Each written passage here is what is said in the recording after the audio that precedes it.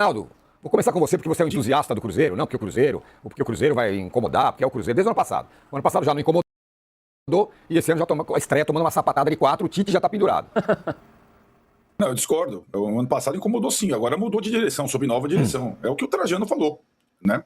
Nós estamos falando de um personagem, de um técnico que, sei lá, há 5 anos, algo como esse recorte de tempo, era disparado o melhor técnico brasileiro. E, de repente, a situação dele mudou completamente, né? Ele passou pela segunda Copa do Mundo, ele fez uma segunda Copa do Mundo talvez pior do que a primeira, como treinador, saiu da seleção brasileira. O primeiro emprego foi dirigir o time mais poderoso do país, o Flamengo. Ele foi mal para dedéu, a ponto do sucessor ter conseguido tudo que ele não quis. Não conseguiu, né? O Felipe Luiz, um novato. E agora, depois de um período sabático, ele tem uma outra grande chance num time que tem recurso, investimento, que manteve seus principais jogadores e que contratou o Gerson. E é o retrospecto citado aí por vocês aí recentemente. Não é só uma estreia desastrosa no Brasileiro, onde o Cruzeiro foi bastante bem na temporada passada. Ganhou, inclusive, do Botafogo aí no piso de plástico ano passado. Mas a derrota no Clássico pro Atlético, que não vinha há muito tempo, e sim uma certa pressão, uma certa desconfiança sobre o trabalho dele, o que ele pode fazer como técnico diante de mudanças no futebol, crescimentos de outros treinadores, além do Felipe Luiz, os estrangeiros, né? O Tite está em xeque, né? E não é só pela derrota na estreia, é pela essa expectativa de confirmarmos ou não se ele ainda é capaz de ser um grande treinador, né? E o início, ele ontem, pela primeira vez, colocou o Gerson como titular, com os demais titulares do ano passado, era o time do Leonardo Jardim, que a gente sabia muito bem como jogava, tinha dificuldades contra os mais fracos, mas jogava bem contra os mais fortes. Ele perde de uma forma retumbante a estreia, e aí o Cruzeiro, a gente sempre tem que lembrar, não é um clube que tem um projeto esportivo, é um clube que tem um dono, que tem os seus melindres. Eu falei para vocês aqui na segunda-feira, o Pedrinho BH esteve na final da Copa São Paulo, aqui no Pacaembu contra o São Paulo, e falou, é o meu primeiro título nacional, né? Então tem essa coisa, o dono tem seus humores. Ano passado, Trajano, quem estava no comando do Cruzeiro nesse momento aí era o Fernando Diniz. Olha ele aí. Lembra? E aí não deu liga entre o Fernando Diniz e o Pedrinho BH. E o Fernando Diniz foi demitido pouco antes do início do Brasileiro. Só que esse ano o Brasileiro começou mais cedo, né?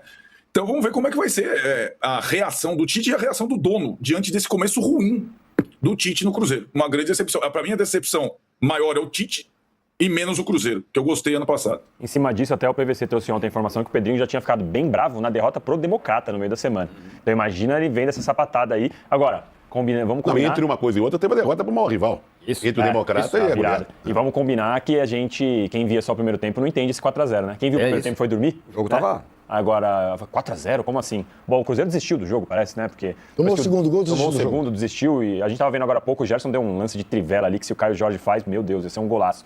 Mas o Danilo fez esse gol, aliás, o Danilo ontem aplaudido, eu acho que a primeira partida, assim, grande, já tinha feito boas participações, mas ontem ele foi muito bem no Botafogo. Curiosamente, no mesmo dia que saiu a notícia de que ele estava quase vendido pro Nottingham Forest, ele Montoro, e que teve ali a possibilidade de sair com o processo porque estava atrasado, os empresários do Danilo processando o Botafogo, enfim, toda essa loucura. O Danilo jogou muito bem ontem. Fez dois gols e evitou um gol do Matheus Pereira. Um em cima, que foi nessa hora que gritaram o nome dele. Exatamente, impressionante. E o Montoro também muito bem, que é o outro nome que estava envolvido no negócio do Nottingham Forest. A gente vai ter uma temporada animada com esse noticiário. Agora o Textor brigou com o Tairo, que é o CEO, nossa senhora.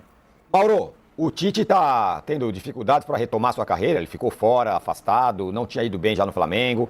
O cara volta para o cenário encontrando um outro páreo, treinadores melhores, times melhores. Foi rápido, né? Isso já aconteceu na passagem dele pelo Flamengo entre 2023 e 2024, né? Ficou bem claro ali que ele teve uma dificuldade nessa retomada ao futebol de clubes, né? Depois desse período tão longo na seleção. O futebol mudou nesse período, né? E ele, acho que constatou que não era um técnico tão acima dos demais, ou da maioria dos demais, como antes, né? Quando foi contratado pela CBF. Eu vinha dizendo que o Tite deveria tentar fazer uma mudança geral, assim, não só naquilo que é mais importante, que é readequar, digamos assim, a forma de trabalhar, de montar suas equipes, as suas estratégias, as suas escolhas, para voltar a ser um técnico realmente de ponta, né? Para mudar um pouco também, sei lá, o visual, a forma de se comunicar. O visual ele mudou. Ele ontem não estava com aquela roupa de pastor, estava com uma roupa mais esportiva, né? Com o uniforme do Cruzeiro e tudo mais. mas na coletiva, falando em externos e tal, era o mesmo Tite de sempre, com palavras muito pouco convincentes, me parece, para o torcedor do Cruzeiro, porque é um cenário em que você tem um começo de temporada, é verdade, mas o futebol muito aquém. E o jogo ontem não estava assim resolvido no segundo tempo. Estava um jogo aberto ali, poderia acontecer qualquer coisa, de repente está tomando de 4-0. O Botafogo foi muito bem, aproveitou muito bem todos os espaços que o Cruzeiro concedia, né? Já em outros momentos do jogo, o Botafogo saía jogando e o Cruzeiro fazia uma pressão alta, frouxa, digamos assim, quando subia a marcação. O Botafogo tinha condições de construir lá de trás. O Botafogo vive uma crise muito grande, sem precedentes, um futuro absolutamente obscuro. A gente não tem a menor ideia do que pode acontecer, eu tenho até ideia do que pode acontecer e não parece nada bom. Mas tem bons jogadores. Os jogadores estão lá ainda. Né? Essa briga dos dois aí, eu tenho dúvidas, hein? Até que ponto esses dois estão brigados mesmo, hein? Vamos ter um pouquinho de, né? Atenção aí, ver o que vai acontecer lá na frente. Será que estão brigados? Será que estão brigados? Ficou a dúvida, sabe? O dono e seu braço direito, CEO, essa coisa toda. Será que eles estão mesmo em rota de colisão? Ou pode ser alguma outra coisa aí, sei lá. Eu, sinceramente, não confio em nada que vem dessa turma aí com relação ao que se falam ou encenam em algum momento. Nada, zero. A torcida agora protesta contra o dono, né? Que ontem estava lá, foi para dentro do campo cumprimentar os jogadores ao final para tentar tirar uma casquinha. Eu acho que ele não teria condições de fazer isso se o Botafogo perdesse. Mas como ganhou de forma retumbante, ele foi até lá e ficou ali cumprimentando. Olha só, o time exposto do Cruzeiro, coisa impressionante. Fabrício Bruno, hein? Também o Ancelotti viu o Fabrício Bruno. Não viu só o Danilo, não. Então, acho que foi uma grande vitória. O torcedor teve ali uma alegria, mas a gente não sabe quantas vezes o Botafoguense vai poder ter alegrias nesse campeonato diante do caos que nós estamos acompanhando e que era muito esperado para quem ainda não entendeu. Volte lá em 2024 e veja leia as matérias do Lúcio de Castro sobre o dono da SAF do Botafogo e você vai entender tudo. Sempre lembrando que o Lúcio foi muito combatido e até atacado, até por jornalistas, caras bons, reconhecidos, que trabalham em outras áreas que não o esporte, mas são fanáticos pelo Botafogo e que reagiram muito mal, até em rede social, quando o Lúcio publicou as matérias. Como se fosse clubismo, coisa de rubro-negro, coisa parecida, o que é um absurdo, porque estamos falando de um jornalista que fez o seu trabalho. E não de alguém ali falando bobagens ao léu ali. Não, pelo contrário. As matérias são muito contundentes, recheadas de documentos e tudo mais, contando toda a trajetória do personagem.